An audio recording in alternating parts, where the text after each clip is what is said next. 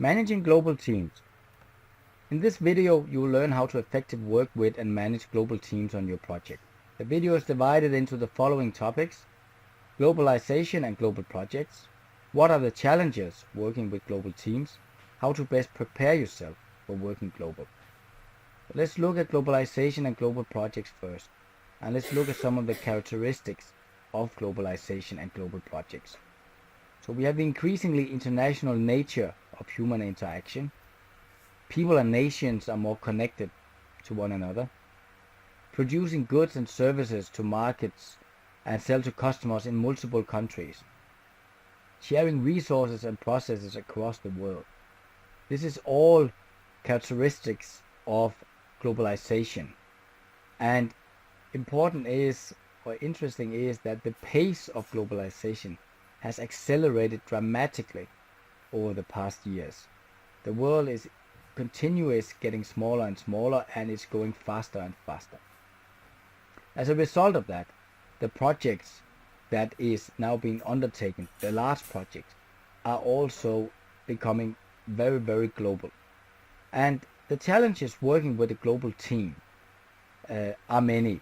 And this chart will highlight some of the key areas where you need to know and put in consideration when your team and your project is suddenly a global project and your team is a global team. Change management.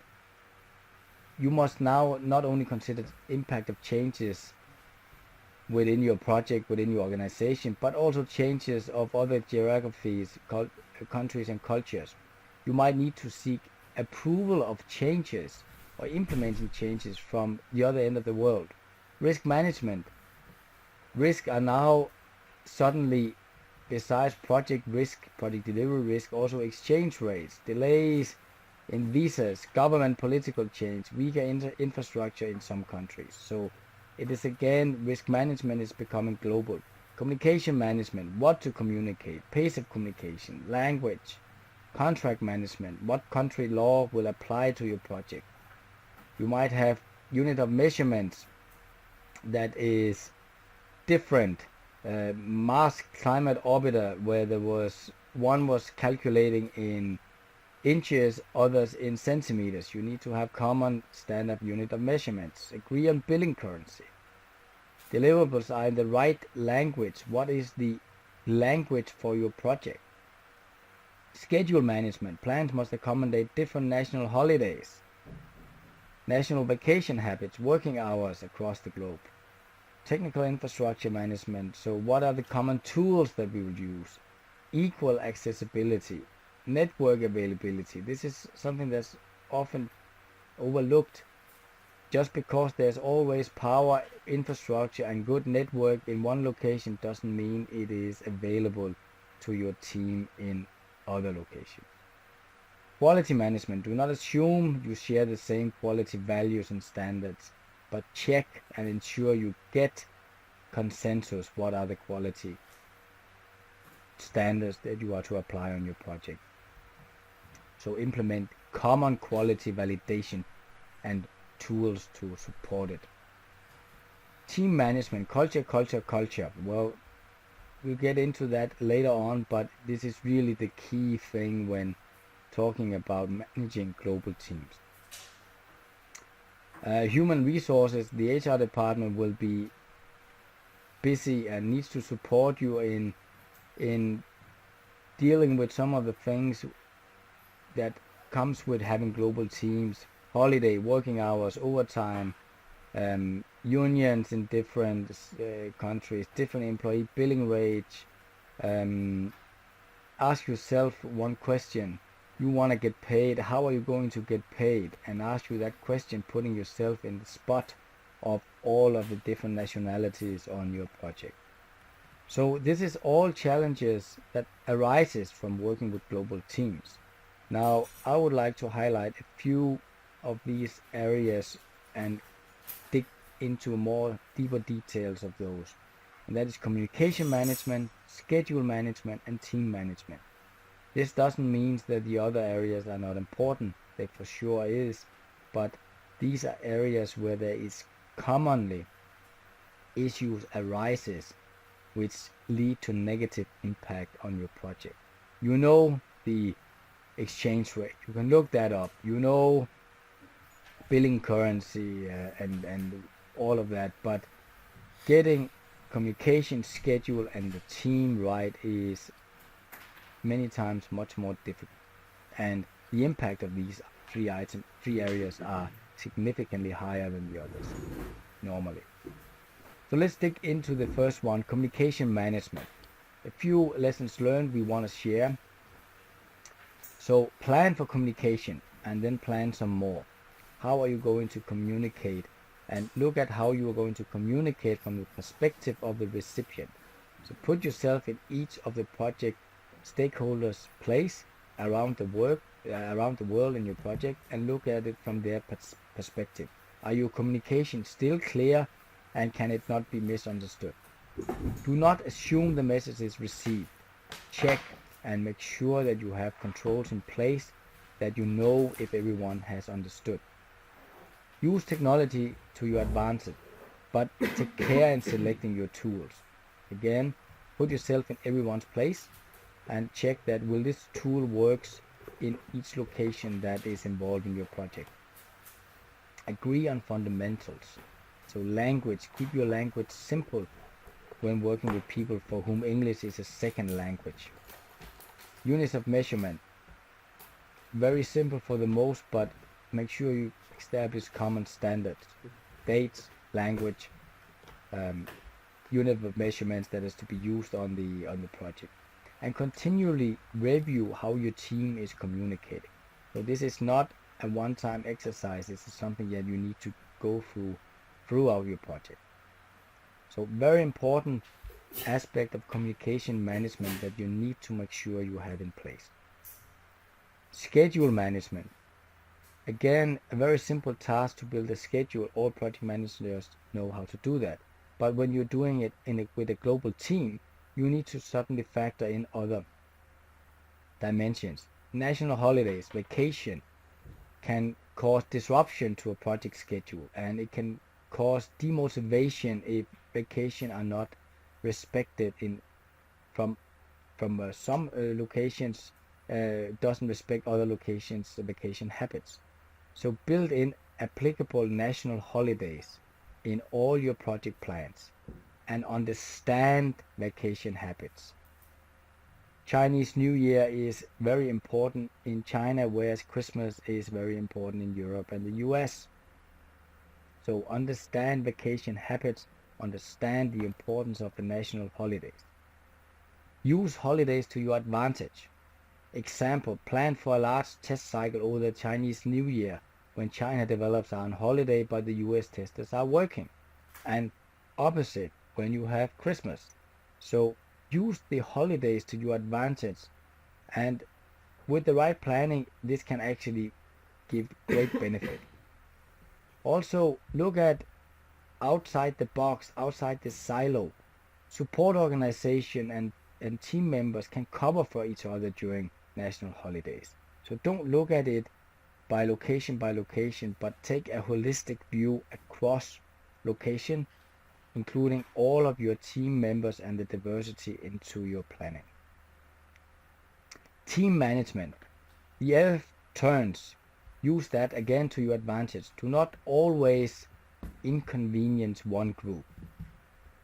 So make sure that different teams meet at different times. You don't want one location always have to get up early or have to stay in the office late, but make sure that the inconvenience, if any, if you cannot plan without any inconvenience, make sure it is fairly distributed. Be creative, maximizing the value of members in other teams, in other time zones. So you can have, with the right planning, you can have tasks running 24 hours. So when one team stops, the other teams will take over, and you can keep the deliverables running. This is what we go in the next bullet here as extending the working day.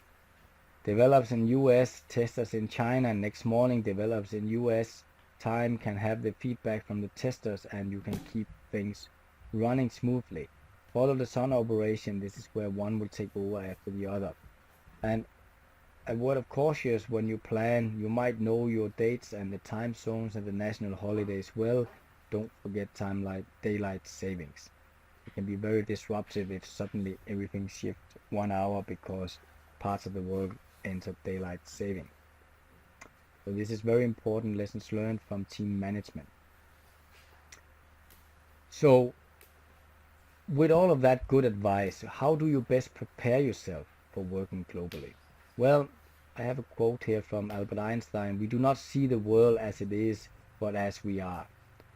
And again, the meaning with this and how I interpret it is that based on where we are in the world, which culture and which environment we are raised in, we have a filter in front of us, and we will look at the rest of the world through that filter. So a good illustration of this is an iceberg. You see an iceberg, but actually the majority of the iceberg is below the surface and you only see the top. So what is easy to see, hear, taste, touch and smell, what is less easy to see, hear, taste, touch and smell. So you need to know that the top of the iceberg is the easy part, whereas the things that are hidden underneath is the difficult parts. And this is what you need to understand. You need to understand cultural diversity. And you need to understand what is below the surface, what is in between the lines, and read that. Not all cultures will tell you this. You need to probe and you need to dig. So a very well-known professor, Gerd Hofstede, has made a model for explaining cultural differences. So what he says here is culture is often more a source of conflict than of synergy. And it doesn't have to be. It doesn't have to be if you follow a few rules of thumb or good advice. So grow your own knowledge about your team. Don't expect them to come and tell you what their culture is all about. You need to grow your knowledge and you need to learn about the team, and so that you are aware what culture the individual team members are from, and that will allow you to empower them to grow their cultural awareness. So you learn about their culture and you need to empower them and motivate them to learn about the other team members' culture, so everyone have the same cross-culture awareness. Unite your team and eliminate barriers to any barriers that is there to being one team. Again, you need to be very close to your team and you need to understand the barriers in each culture, and you need to find a way that you can eliminate these or reduce them so that your team come closer together. Assess both the negative and the positive impact of your culture by managing these as you would any other risk. So once you understand each team member's culture, assess what is the positive and the negative of each, and how can you use this to your advantage. And if there are risks associated with two conflicting cultures, you need to raise it as a risk. You need to think about mitigation plans if it's severe enough or a high risk enough that it needs to be addressed. We'll get to risk management later. So culture is not an easy thing, and this is something where there is a lot of good sources of information. We mentioned Gerd Hofstede's research, which with the cultural dimensions, which is a great source of information. And you can also go to, there's tools where you can assess your culture profile and compare it with others. One is like the country navigator from in this case Transnational Management Associates, but there's a lot of these kind of tools out there. There's also a couple of good literature or good books that you can with great success read Some of them are like really easy to read and quick to read, but will give you the essential. So take a note of these: hanging noodles, kiss, bow, shake hands, the world is flat. This is all good sources of knowledge for you to build your cultural awareness, and sources of knowledge that you can pass on to your team for building theirs. So we'll put some of these in the bookshop for your convenience, as well as in the reference part, frequently asked questions on the site. So make use of it and expand your knowledge. With that, let's do a summary of this lesson.